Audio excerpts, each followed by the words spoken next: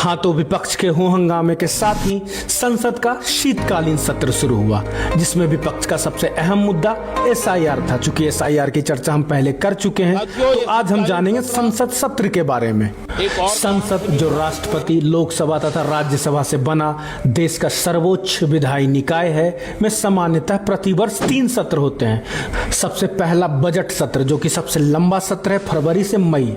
दूसरा है मानसून सत्र, जो कि जुलाई से अगस्त, 3 सप्ताह का। तीसरा है शीतकालीन सत्र, नवंबर से दिसंबर। यदि आर्टिकल की बात करें तो संविधान के आर्टिकल 85 में संसदीय सत्र आयोजित करने का प्रावधान है।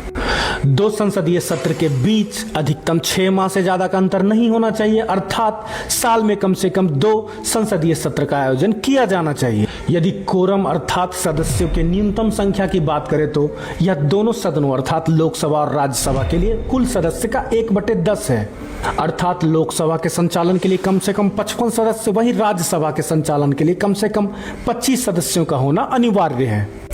सबसे महत्वपूर्ण है संसद का संयुक्त सत्र, जिसकी चर्चा संविधान के अनुच्छेद 108 में की गई है।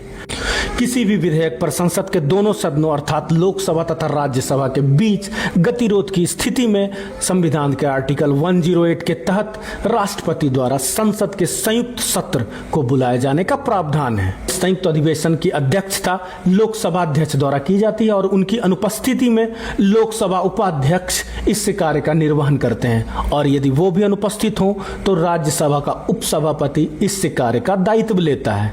तो आप इसी तरह हर दिन कुछ ना कुछ सीखते और दूसरों को भी सिखाते रहे। Thank you.